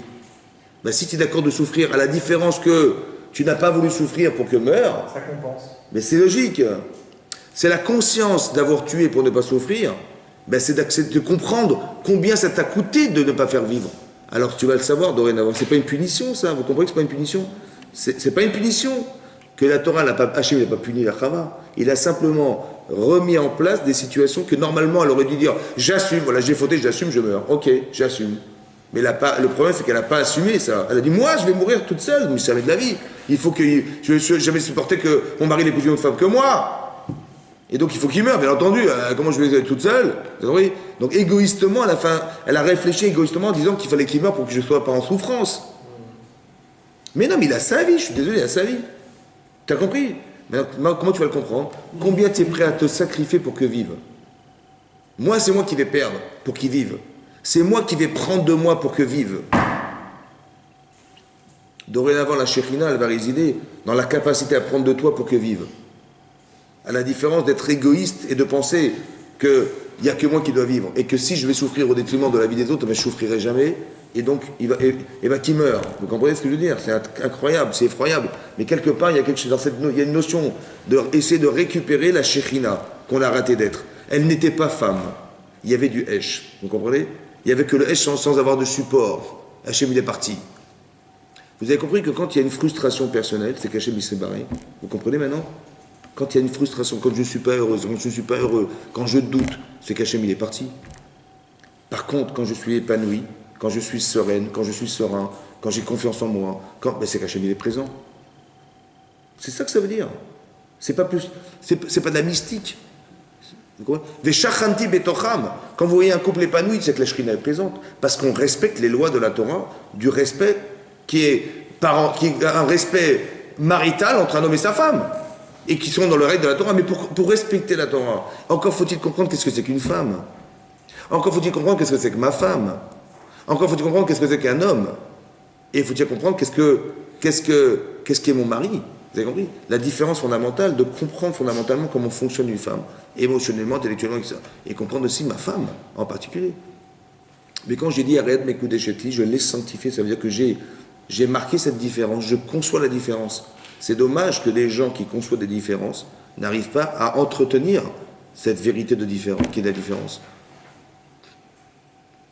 Parce qu'en vérité, on est complémentaires. Quand c'est marqué dans la Torah, en vérité, il n'y a pas de contradiction entre ce que dit le Midrash, qu'ils étaient collés, et qu'on l'a pris un de l'autre. C'est pas contradictoire. Vous savez pourquoi? Parce que c'est marqué dans la Gemara qu'au départ, Hachem, il avait pensé créer un être masculin-féminin. Et au final, il a créé un être masculin, oui, duquel il a dégagé le féminin. Maintenant, Allah Bemarshava en hébreu, ça veut dire qu'il est monté à la tête. Il est monté dans sa pensée d'Hachem. Au début, Beth Mitre, il a Allah Bemarshava, il est monté dans l'esprit d'Hachem de créer un être masculin-féminin, collé. Mais finalement, il n'a pas créé cet être-là, il a créé un être masculin duquel il a créé le féminin. À quoi ça nous sert de savoir ce qu'Hachem a pensé? À quoi ça vous sert? Ça vous sert à quelque chose? Nous, on est créé après la pensée d'Hachem ou avant la pensée d'Hachem? On est créé après sa pensée. Donc, qu'est-ce qu'il a pu penser? Comme par exemple, dans la création du monde, c'est marqué Rashi ramène. Regardez, ouvrez la page. Dans la création du monde. Ouvrez la page. La première page de la Torah, la première page. Bereshit, donc on est page 2. Vous avez trouvé la page 2? C'est marqué Bereshit bara Elokim. Vous avez vu? Bereshit bara Elokim, vous avez trouvé? Page 2. Vous comptez avec vos doigts, 1 et 2. Alors, Bereshit bara Elokim, donc Bereshit au commencement, bara Elokim. Dieu a créé, et Hachem et Tares, le ciel et la terre. Maintenant, Rashi, regardez, Rashi se trouve. Voilà, bara Elokim. Alors là, il y a une colonne de gauche. 5e ligne, colonne de gauche, dans Rashi, la colonne de gauche. Il y a marqué en gras, bara Elokim, en gras. Vous avez vu? Alors Rashi dit, Velo Nehemar bara Hashem. Elokim, c'est le Dieu de rigueur. Qui c'est qui crée le monde? C'est pas le Dieu de miséricorde, c'est le Dieu de rigueur. Demande Rashi, mais pourquoi c'est pas le Dieu de miséricorde qui crée le monde? Chez Bitrila, Rashi répond, au départ, ala bemarshava. Vous avez vu, on retrouve cette expression dans Rashi.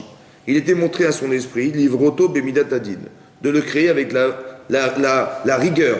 La rigueur. Et au début, il voulait créer la rigueur, ça veut dire que tu réussis tant mieux, tu rates, terminus. Vera, il a vu Shen Arola Mitkayem, il a vu que le monde ne pouvait pas subsister à la rigueur. Bon. Igdim Midat Rachamim, il a fait précéder la qualité de la Rachamim, de la miséricorde. Ouais. C'est quoi la miséricorde? C'est avec vos enfants, comment vous êtes? Miséricorde, ouais. C'est-à-dire qu'on ne vous dit pas, allez, il a 3 ans, prends ton cartable et hop, il court à l'école. Bon. Vous le prenez dans votre voiture, vous l'accompagnez, des fois vous l'aidez un peu dans les devoirs, vous êtes miséricordieux un petit peu gentil, notamment. Donc il a vu Hachem, donc qu'est-ce qu'il a fait Hachem? Il a mis de la miséricorde, donc il a laissé du crédit à l'homme, à 2,5%. Ouais, un peu de crédit. Veshatva, les midatadin, il a associé cette midatarachim, la qualité de miséricorde, il l'a associé à la rigueur. Il nous dit, c'est marqué plus tard dans la Torah, dans la paracha de Bereshit, c'est marqué Beyom Hashem Asot Hashem, le jour où Hashem a fait Elohim. Donc Hashem Elohim, là on a associé Hashem Elohim et Eretz V'Shamayim. Vous avez vu, c'est une contradiction. Au début, il y a marqué que qu'est-ce qui a créé le monde? C'est Hashem, c'est Elohim. Et plus tard, à la fin, juste avant le deuxième chapitre de Bereshit, c'est marqué que Asot Hashem Elohim. C'est Dieu et Dieu de miséricorde et de rigueur qui l'a créé. Je comprends pas. C'est Dieu de miséricorde ou Dieu? Il dit non, au début, il avait pensé créer le monde. Midatadin, rigueur. Mais il a vu que ça ne pouvait pas tenir, ça ne pouvait pas subsister. Qu'est-ce qu'il a fait? Il a changé, il a mis la rachem et du din. Ça va? Est-ce que vous avez compris? Vous avez compris ou quoi? Ben moi, j'ai rien compris. Hein. Non, mais vraiment, j'ai rien compris. C'est quoi? Il a vu que ça ne pouvait pas tenir. Qui c'est qui a fait que ça ne pouvait pas tenir? Hachem, il a mis une résistance dans l'homme. Ça va? Mais il a mis faible. Maintenant, il a imposé quelque chose qui est plus fort que l'homme. Il dit, ah, ça ne peut pas tenir. Ben, elle est bonne, ça ne peut pas tenir. Évidemment, ça ne tiendra pas. J'ai essayé de faire tenir des parpaings en béton de 2 tonnes sur des allumettes. J'ai fait comme ça et j'ai vu que ça ne pouvait pas tenir. J'ai dit, on va changer. On va mettre des parpaings, on va mettre sur piloter sur des pieux en béton. Ouais. C'est quoi? Il a vu que ça ne pouvait pas tenir, ça ne veut rien dire. Vous comprenez que ça ne veut rien dire ou pas? Puisque c'est lui qui l'a créé, donc il sait combien il peut résister. J'ai créé ça faible, et j'ai vu que ça ne pouvait pas tenir, donc qu'est-ce que j'ai fait? J'ai changé. J'ai fait n'importe quoi. Vous comprenez que c'est pas logique? Tu ne peux pas créer quelque chose de faible et t'étonner que c'est faible. Mais c'est toi qui l'as créé, mon chéri. Il a créé quelque chose. Au début, il a voulu faire Midatani, ça veut dire quoi? La rigueur. Bon, est-ce que tu peux demander à tes enfants, à tes 3 ans, d'aller à l'école tout seul et de faire leur devoir tout seul et sans professeur? Allez, la vie elle est dure, mon chéri, il faut que tu te débrouilles. C'est possible ou pas? Donc tu sais bien que c'est pas possible. Tu dis, tu vois, je l'ai créé, il avait 3 ans, ouais, puis j'ai vu que ça ne tenait pas, j'ai dit, c'est pas grave, on va être un peu miséricordieux. Mais je comprends pas, mais c'est toi qui l'as créé enfant. Donc comment tu peux t'étonner de ce que tu crées toi-même? Ça ne veut rien dire. Tu comprends que ça ne veut rien dire? Ok. À part ça, il a vu que ça ne pouvait pas tenir. Donc il a changé d'avis. Donc il s'est trompé. Est-ce que Dieu peut se tromper? Pourquoi il peut se tromper? Pourquoi logiquement il peut se tromper Dieu? Logiquement, pourquoi il ne peut pas se tromper? Parce qu'il ne peut pas se tromper. Pourquoi? Hein? Parce que, écoutez-moi bien, quand vous pensez quelque chose et vous dites, après mûre réflexion, je vais faire autrement, je me suis trompé. Il s'est passé un temps entre le moment que vous avez pensé numéro 1 et la deuxième pensée, il s'est passé du temps? Oui, non? Mais est-ce qu'Hachem, il est subordonné au temps? Donc il voit directement la réponse. Donc il ne peut pas se tromper. Donc ça veut dire quoi qu'il a vu? Il a vu que ça ne pouvait pas tenir. Ça ne veut rien dire. Il a vu que ça ne pouvait pas tenir, donc il a changé. Comment ça fait qu'il n'est pas prisonnier du temps pour se dire qu'il ne pouvait pas voir? Donc qu'est-ce que dit Rashi? Écoutez-moi bien. Vous savez ce qui est marqué dans Rashi? C'est comme ça. Allah Bemarshava, quand il dit monter à l'esprit d'Hachem, c'est pas ce qu'il avait cru faire. C'est ce qu'il aurait dû faire. C'est ce qu'il attend que soit. Vous savez pourquoi il est marqué Bereshit Bar Elohim? Parce qu'Hachem, il espère qu'un jour, on sera des gens rigoureux et qu'on pourra arriver à être des adultes. Des gens qui n'ont pas besoin de canne et de je sais pas quoi pour se débrouiller. Maintenant que c'est pas possible parce qu'on est faible, alors Hachem, il a créé la Rachamim. Vous avez compris? Nous, on a dit, mais au début, il a pensé créer un truc, puis il a vu que ça marchait pas. Allah, il est monté à l'esprit Hachem de créer un truc, et évidemment, c'est pas ça qu'il a fait. Ce qui a marqué qu'il est monté à l'esprit, c'est pas ce qu'il avait pensé faire, c'est ce qu'il aurait espéré faire. quand il y a marqué Allah Bemarshava, il est montré l'esprit de Dieu, c'est ce qu'il aurait dû faire. Mais maintenant que c'est quelque chose à atteindre, alors il a créé l'homme faible pour qu'il l'atteigne, mais j'espère qu'il va l'atteindre. Allah Bemarshava, c'est ce qu'il est monté à l'esprit, c'est ce qu'il espère qu'on va atteindre un jour. Vous comprenez ce principe? Mais pour l'atteindre, il faut associer de la rigueur et de la miséricorde pour espérer atteindre ça. Maintenant, dans la Gemara, dans Aïrouvin d'Afiutret, c'est marqué exactement le même langage. Au départ, Hachem, il avait pensé créer un être masculin, féminin. Et au final, qu'est-ce qu'il a créé? Un être masculin duquel il a créé le féminin. Il y a marqué Allah Bemarshava. Il avait créé un être masculin, féminin, Allah Bemarshava. Ça veut dire quoi pour vous maintenant? C'est ce qu'il faut devenir. Il faut devenir un être. Tu as été créé homme. D'accord? Mais un jour, il faut que tu deviennes mâle et femelle. La finalité, c'est qu'il y ait... Pourquoi c'est comme ça? Vous savez pourquoi c'est comme ça? Parce que la neshama de l'homme, elle est masculine-féminine. C'est marqué dans la Gemara, dans Nid Anaflamet, que quand un enfant est conçu, vous voyez, on dit bat ploni les ploni. Il y a une femme qui correspond à cet enfant. Il y a une neshama féminine qui correspond à cet enfant. La Gemara dans Yevamot d'Afsemer Gimel Amoubet, elle dit d'abord que tant qu'un homme n'est pas marié, il n'est pas un homme. Il n'est pas shalem, il n'a pas de Torah, il n'a rien, il n'a pas de bracha. Mais quand est-ce qu'il obtient ça? Quand il se marie. Mais quand il se marie, qu'est-ce qui se passe à votre avis? Son côté féminin qui doit se greffer à son masculin va se réaliser sous la choupa. Ça va ou pas? Mais non, il devient un homme masculin-féminin. Mais est-ce qu'il est masculin-féminin? Est-ce qu'il est masculin-féminin? Non, il est masculin qui contient du féminin. D'où vous croyez qu'un homme il fait le choix de sa femme? D'où vous croyez que c'est ça? D'où il est sûr que c'est elle? D'où? Parce qu'il contient du féminin qui dort, mais il le retrouve en elle. Donc le physique de sa femme, c'est quoi finalement? C'est quoi? C'est son féminin à atteindre. Donc quand un homme se dispute avec sa femme, il se sépare d'elle, il dit bon, tu dors dans ta chambre et je dors dans la mienne. Ça va? De qui se sépare? De sa femme ou de lui? C'est la bêtise humaine. Parce que, hein? Oui, mais pour d'autres raisons. Parce que quand une personne atteint un seuil avec une personne et qu'elle voit qu'elle ne peut plus vivre avec, ça veut dire qu'elle a atteint un niveau qui n'a plus de raison d'être avec elle, ou avec lui, elle va vivre sa vie, continuer sa vie avec quelqu'un d'autre. C'est pas contradictoire, le divorce. Tu comprends? Non, c'est comme ça. Quand une personne, il y a marqué pas de féminin, hein? Qui? Ah, écoute-moi bien. La Gemara dit comme ça. Comment Hachem il crée des couples? Comment Hachem il crée des couples? La Gemara dans Sota d'Avet, elle dit comme ça. Hachem, il choisit une femme en fonction d'un homme, les filles ma'asehem, selon leurs actes. Les actes. Parce que la Gemara dit il y a une contradiction. Au début, tu m'as dit qu'elle était déjà prédestinée. Et maintenant, tu dis ça va être selon ses actes. Le type, quand il est né, il y avait une femme qui correspondait. Maintenant, selon ses actes. Mais non, pas selon ses actes. Prédestiné. Mais non. Parce que ce que tu es prédestiné, c'est ce que tu es potentiellement. Mais c'est possible que tu n'atteignes pas cette potentialité. Donc on va te donner une femme qui correspond à ce que tu es. Ce que tu fais, c'est ce que tu es. Ce que tu fais, c'est ce que tu es. Ça va? Donc il y a une femme, honnêtement, qui correspond à ce que tu fais. C'est ce que tu es. Maintenant, combien ça va durer? J'espère. Normalement, ça devrait durer tout le temps. Parce que c'est Hachem qui crée le truc. Seulement, si la personne, elle change, de la même manière qu'elle s'est choisie, il s'est choisi une femme ou un mari en fonction de ce qu'elle a fait ou de ce qu'il a fait. Mais après, qu'est-ce qu'elle va faire dans 10 ans, dans 20 ans? C'est les actes qui vont déterminer ce qu'elle est. Peut-être qu'elle va changer sa façon d'être. Et peut-être qu'il va changer sa façon d'être. Ils vont plus se comprendre et se reconnaître. Là, c'est une nécessité de se séparer. Pourquoi il va souffrir ou elle va souffrir d'un homme qui ne correspond pas ou d'une femme qui ne correspond pas du tout, selon le côté arbitraire du choix de l'homme. Tu comprends? Donc le divorce, c'est évidemment que ça peut se faire. C'est pas contradictoire. Puisqu'on est mes avec Zibougim, on accoupe des gens en fonction de ce qu'ils sont. Mais non, imagine le type, il a fait tchouva ou elle a fait tchouva. Et l'autre, il mange même pas cachère. Et sa femme, elle va pas au mikvé, machin. Il va vivre avec, comment il va faire? Malheureusement. Mais non, ils se comprennent. Et ils n'ont plus les mêmes affinités. Donc qu'est-ce qu'ils vont faire? Ils vont pas vivre comme ça en souffrant toute leur vie. Donc il y a une autre femme et un autre homme qui correspond à cette femme et cet homme. Évidemment que c'est comme ça. On a évolué jusqu'à atteindre un seuil qui fait que maintenant, selon les actes vécus, on fait qu'il y a eu des influences positives ou négatives qui ont fait qu'on ne se retrouve pas. Mais c'est pas. Il y a une mitzvah de divorcer dans des cas faits pareils. Hein? Quoi? S'il n'y a pas remariage. Alors quoi? Il y a eu divorce, il n'y a pas remariage. Jusqu'à la mort. Eh ben, c'est pas grave. Ça veut dire que le type, il n'a pas besoin d'avoir une autre femme, peut-être. Ou peut-être le type, il est bloqué, c'est son problème. Mais jamais retrouvé son côté féminin.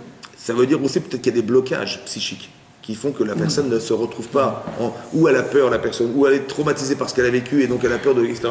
Il y a beaucoup de blocages qui font que Hachem, il veut bien donner, mais il ne peut pas parce que la personne le refuse. Tu vois? C'est pas forcément lié au fait qu'il n'aura pas de femme. C'est le fait qu'il n'est pas capable d'accepter, elle ou lui, de se remarier. Tu vois? Nous, là maintenant, on sera comme des femmes Oui, c'est-à-dire qu'il y a comme de la même manière qu'au départ, Hachem a créé un être masculin, féminin, c'est ça qui est marqué dans la Torah. Il a créé un homme seul, a priori, oui. Et après, il a créé Zacharoneka, Barotam, il a créé mâle et femelle. C'est le but à atteindre. Mâle et femelle, c'est le but à atteindre. Il ne faut pas qu'il y ait d'écran entre ta femme et toi. Oui, mais si on ne l'a pas atteint, c'est un loupé. Mais non, ça veut dire qu'il faut l'atteindre. Il faut l'atteindre. On est mort. Il y a quelque chose en vous. Encore une fois, moi je dis comme ça, quand on se dispute, on est dans la vie, c'est ce qui se passe, c'est parce qu'il y a du entre nous. Entre nous, il se passe quelque chose. En vérité, on est séparés parce que j'ai des problèmes entre nous. Mais non, le truc, moi tu sais ce qu'on va faire? On va prendre ce sabre-là, on va l'inverser, on va couper ce qui nous sépare. On va solutionner nos différences, ce qui nous sépare. On va s'arranger avec ce qui nous sépare. Maintenant, si j'élimine tout ce qui se sépare de ma femme et élimine tout ce qui me sépare de moi, on va se retrouver ou pas? Voilà. Donc le vrai problème, c'est pas nos différences, c'est le entre nous, tu vois? Ou bien qu'on ne s'est pas compris, ou bien que, parce que les gens, ils croient qu'on comprend sa femme du premier coup. Ils disent, on s'est marié, on s'aime, mais on va se comprendre. On ne se comprend pas. Parce qu'on a des affinités complètement différentes, on a des façons de penser différentes, on a des émotions différentes, on a plein de choses différentes. Et pour peu qu'on n'en parle pas, eh ben la personne, elle reste dans le flou, elle ne comprend rien. Et, ouais, comme les gens, ils ne comprennent pas leur femme, ou leur mari, ils ne comprennent pas leur mari. Ouais, on n'a pas la même logique. Donc quelque part, c'est-à-dire qu'Hachem, il a fait exprès qu'il y ait une forme de dualité pour arriver à donner de soi dans la différence. Parce que soit je m'en fous parce qu'elle est différente de moi, je dis bah écoute, elle se débrouille, ouais. Ou bien je dis ben non, il faut absolument que je m'investisse dans cette relation. Tu comprends? Oui, pour s'accomplir, on a besoin d'elle. Mais bien sûr, parce que le regard qu'elle a, la sensibilité qu'elle a, pourquoi tu ne veux pas profiter de la différence plutôt que de se séparer de la différence?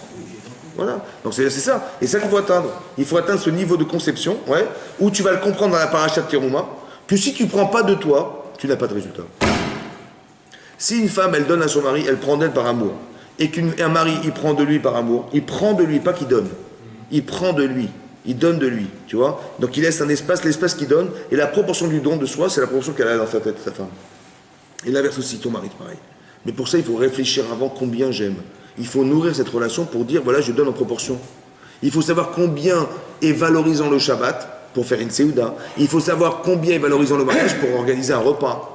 Mais si tu ne sais pas à quoi ça sert, tu ne vas pas faire un repas. Ou tu me dis, bah, tiens, mais 30 000 €. Ah, pardon?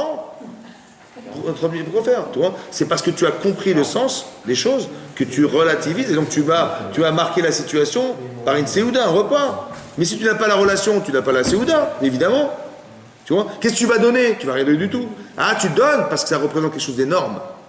Tu vois bien que ton mariage, il va être représenté par une très grande séouda. Parce que la chose est énormissime. C'est pour ça qu'elle représente que la séouda. Ça va? C'est pareil, c'est ça la proportion, la capacité qu'on a d'extraire de soi, Veikrouni Teruma. Vous avez compris? Ça veut dire que les chérubins dont on parle dans la paracha de Bereshit, qui sont des gardiens du Gan Eden, en vérité c'est qui? En fait c'est l'homme et la femme eux-mêmes, je pense. Et pourquoi c'est au-dessus de la Torah à votre avis? Vous avez vu les chérubins où ils se trouvent? Et Hachem il s'adresse à qui? Il s'adresse à l'homme et la femme à travers les chérubins. Il faut bien comprendre cette notion-là, que derrière tout ça, il y a quelque chose de fondamental, c'est de comprendre qu'on va se réaliser en tant qu'homme et femme, uniquement au travers de ce que la Torah nous demande de devenir. Ça va? C'est à travers ce qui est au-dessus de soi. Vous avez compris? Mais sans cette relation, oui, sans cette capacité à comprendre que tout se passe là-dedans, vous avez compris, les parfums, c'est quoi les parfums à votre avis dans le couple? C'est que ça doit parfumer. On doit avoir une vie qui sent bon, quelque chose que ce qu'on fait, ce qu'on vit ensemble nous fait plaisir, il y a du parfum à l'intérieur. Oui? Que finalement, vous avez vu que le combustible ne brûle jamais. Il n'y a rien qui brûle. Il y a un feu qui ne brûle pas. Il y a du feu dans l'homme. Hein. Il y a de l'énergie dans l'homme. Vous savez qu'on est atomique. On est composé d'atomes. Vous savez ce qu'on fait avec des atomes? Hein? On fait une bombe atomique, c'est extraordinaire. Donc c'est-à-dire qu'il y a de l'énergie en nous, quoi. Mais elle est extraordinaire, cette énergie. C'est le feu. C'est ça, le feu. Vous avez remarqué? Vous avez trouvé la pile, au fait, qui alimente l'énergie qui est dans l'homme. Vous l'avez finalement trouvé ou pas? Il y a de l'énergie dans l'homme ou pas? Quand vous réfléchissez, c'est des connexions électriques. Oui, non? Elle est où la pile? Elle est où la batterie? Vous l'avez trouvée ou pas?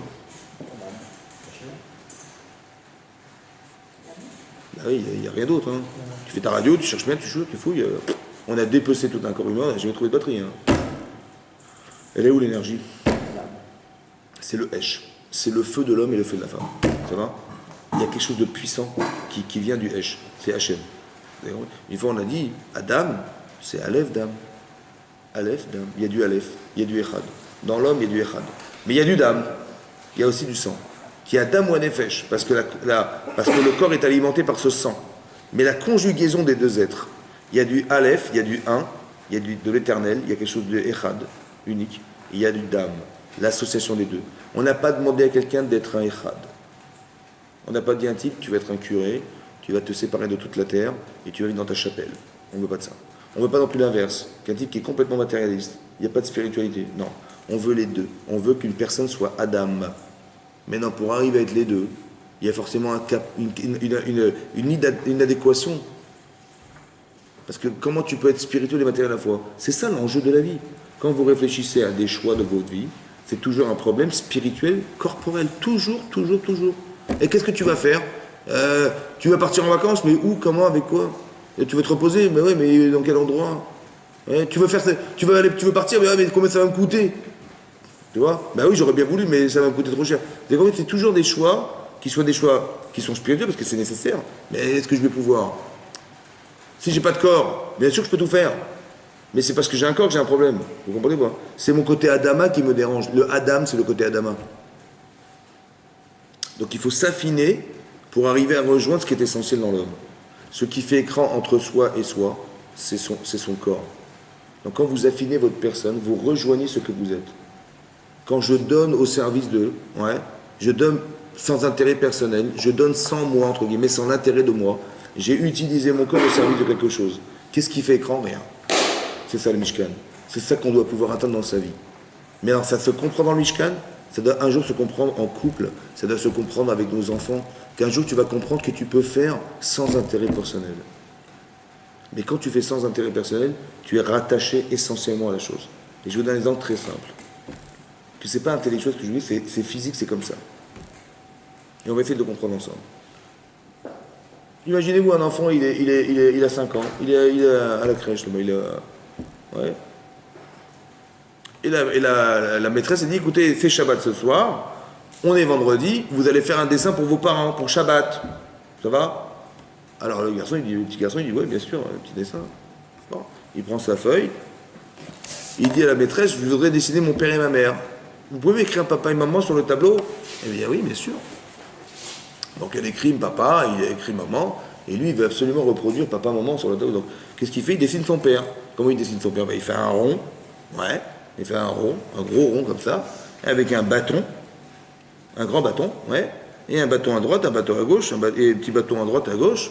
Et là, il a écrit papa. Alors il a dit, attendez, il a fait des efforts, hein. Papa, c'est pas facile, à 35 ans.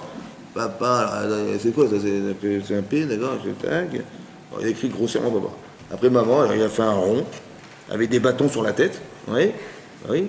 Et il avait un grand bâton, des petits bâtons à droite, à gauche, à droite, à gauche. Il a écrit maman, il a sué là-bas. Bon. Il dit voilà, j'ai fait un beau dessin. Ben, j'ai présenté à mon papa quand je rentre à la maison. Donc il arrive à la maison, voilà, on est vendredi, après-midi. Il dit voilà, il dit comment c'était l'école là, c'était bien passé, c'est vrai, super. Il dit papa, j'ai un beau cadeau à vous offrir pour Shabbat. Ah ouais, super, quoi. Il dit mais attends, je vais te le montrer, je voudrais que après tu l'encadres, hein, et tu le mets sur le mur de la salle à manger, hein. Ah, il a dit bien sûr mon chéri, avec plaisir. Et il lui tend le papier. Et il fait, mais c'est quoi ça? Et puis il voit marqué papa, maman en dessous. Il voit un clochard, quoi. Un rond avec un bâton. Il dit, c'est ça ton père? Ah ouais, c'est ça ton père? Il déchire la feuille, il jette. Rentre dans ta chambre. Eh ben, hein. Bon, qu'est-ce que vous avez ressenti? Hein? Une petite déchirure? Il a passé il l'a tué. Ah, il l'a tué sur place. Pour la vie, c'était bien terminé. Mais non, quand j'ai déchiré la feuille, vous avez senti quelque chose dans votre cœur ou pas? Hein? Quand il a fait crac, le gosse il a fait quoi? Bon, hein? Oui, non. Maintenant expliquez-moi, je veux juste comprendre. Comment il y a un lien électrique, parce que là il y a la communication, là, il y a une télécommande là, entre la feuille et le cœur du gosse. Comment c'est possible? Il a fait comme ça, mal au ventre. Il est où le lien électrique entre la feuille et le cœur de l'enfant. Que quand il a fait chac, a prélevé Il est où le lien? C'est quoi le lien électrique? Parce que j'ai fait comme ça, et hop, l'autre il a son cœur déchiré. J'ai pas tapé dans le cœur, hein. J'ai déchiré la feuille. En déchirant la feuille, il a eu mal au cœur. Mais comment c'est possible? Comment il y a un lien électrique? Il n'y a pas de télécommande, il n'y a pas de pile, il n'y a rien. C'est quoi le lien électrique? Il a fait le dessin et il a donné de lui-même quelque Ouais. chose dans ce dessin. Mais il est où le lien électrique? Par quoi? Il a donné, il a mis dans le dessin. Là, non, il a pris un stylo, une feuille blanche, et il a fait un rond. L'effort qu'il a fait. Et alors quoi, l'effort quoi alors? Il l'a mis dans ce. Enfin, si vous voulez. Sa création. En déchirant, comme si on Il a lui donné, quelque chose. il a pris son stylo, il a fait comme ça. Ah, c'était dur, hein, ouais, c'était dur, hein. Mais qu'est-ce qu'il a mis dedans? Il a mis quoi? Alors écoutez bien, c'est ce qui est marqué dans la paracha, écoutez bien ce qui est marqué. Un enfant de 5 ans, où est-ce qu'il va? Il est capable d'avoir une feuille, de mettre son, de se faire son. Vous savez comment c'est dur pour un enfant de faire un rond? Hein? Bon, c'est vrai que c'est dur. Faire un rond pour un enfant, pas facile. Faire un vrai rond, hein, pas un rond, un vrai rond. Avec un vrai truc rectiligne et tout ça, il marquait papa dessus, c'est très dur. Mais il aurait préféré être dans la cour en train de s'amuser, hein, je vous le dis tout de suite. Hein. Il a dit, je vais pas dans la cour. Je vais dessiner pour papa et maman. Ça va? Qu'est-ce qu'il a fait? Il a pris de son temps. Il a pris de sa patience. Il a pris de ce qu'il sait même pas faire. Il a recopié. Ouais, il a pris tout ça. Ça va? Maintenant, quand il a pris, qu'est-ce qui réside maintenant dans l'espace? C'est quoi qu'il a montré en fait? Tous ses efforts, c'est l'expression de quoi? Ben, c'est l'expression de l'amour qu'il a de ses parents. Oui ou non? Donc il a fait abstraction de lui. Veikrouli teruma, meshachanti betocham. Dieu, il va résider là-dedans. Ça va? Vous savez ce qui se passe? C'est que quand j'enlève du moi, qu'est-ce qui reste? Ben, de l'énergie qui est moi. Vous savez, elle se déverse sur la feuille. C'est l'objet, c'est l'expression profonde de l'amour que j'ai. Donc le côté spirituel qui est en moi, il se déverse sur la feuille. Évidemment, c'est ça l'énergie. Veikrouli teruma, quand tu fais un effort pour quelqu'un, pas que tu fais un effort parce que tu es obligé de le faire. Parce que la prof, elle a dit, donne-le. Elle a dit, il faut absolument faire un vos parents vont se fâcher. Hein. Et sinon, ils vont vous frapper si vous ne faites pas le dessin. Ah, ils vont me frapper, je vais faire le dessin. Ok. Puis quand j'ai fait, il a déchiré la feuille, bah, c'est ce qui va avec. Hein. Vous avez compris ou pas? Mais si tu l'as donné par amour, mais évidemment que c'est comme ça. Mais qu'est-ce que tu as fait? Tu as pris de toi. Quand est-ce que tu as pris? Quand tu n'as pas voulu aller dans la cour. Quand tu n'as pas voulu te jouer. Tu dis, ce temps-là, je vais passer pour mes parents. Et je vais faire le beau dessin. Et je vais machin. J'ai pris énormément de moi-même. J'ai pris de moi. Pas que j'ai donné à mon père le dessin. Quand j'ai donné à mon père le dessin, c'est la résultante de tout ce que j'ai pris de moi au départ. Mais pourquoi j'ai fait tous ces efforts? Mais parce qu'il a une place énorme, mon père, dans mon cœur. Ma mère aussi. Vous avez compris? Le Shabbat aussi. Ben, c'est cet express qui a permis de démontrer par là. Donc cet espace existe. Donc la Shrina, elle est là. La Shrina, elle est là. Maintenant qu'elle est là, alors elle est attachée. Elle est attachée. C'est l'expression de ce que Hachem il réside dans cette feuille. Donc quand tu déchires la feuille, tu déchires le cœur de Hachem. Veshachanti betocham, je résiderai parmi eux. Maintenant, est-ce qu'on peut dissocier la feuille du gosse? Est-ce qu'on peut l'enlever, ce lien? Vous avez compris maintenant ce que ça veut dire maintenant? C'est quoi aimer alors?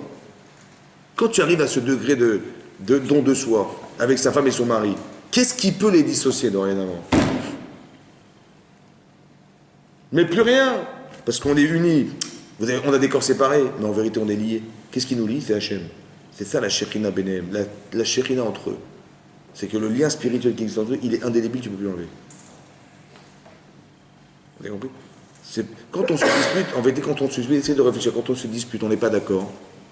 C'est souvent des bêtises, on dit mais ils sont bêtes pour des bêtises. Elle m'a demandé de descendre des poubelles, j'ai pas voulu. Pour des bêtises. Vous voyez?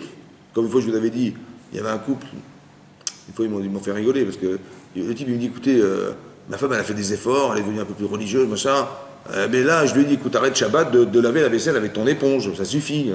Je te dis que c'est interdit. Il m'a dit, mais non, moi il me faut une belle vaisselle, j'en ai marre et tout, moi il me faut une belle vaisselle, il me faut une éponge. Je dis, mais c'est interdit de prendre l'éponge, d'essorer, c'est interdit d'essorer Shabbat, tu peux pas. Il dit, non, je m'en fous, voilà, je veux ma vaisselle, je veux que ça soit propre et tout ça. Bon, le type il vient voir, il dit, écoutez, je veux divorcer. Je veux divorcer, j'en ai marre de cette femme, je ne veux rien comprendre. Et je dis, mais comment vous lui expliquez? Je dis, mais je lui ai dit que c'était interdit, je l'ai montré dans le Shulchan Aruch. Dans le livre des lois, c'est marqué, voilà, je l'ai montré. Plus que ça, je ne peux pas faire, hein, franchement, je ne peux pas faire. Je dis, ok. Je dis, bon, écoute, regarde, bon, tu vois ta femme? Il me dit, oui. Tu vois tes enfants? Tu vois ta famille? Ouais. Bon, tu vois ça? Il me dit, oui. Tu vois l'éponge? Tu vois l'éponge? Bon, t'as une éponge d'un côté, et t'as ta femme et tes gosses de l'autre. Qu'est-ce que tu choisis, toi? Eh ben, t'as choisi l'éponge.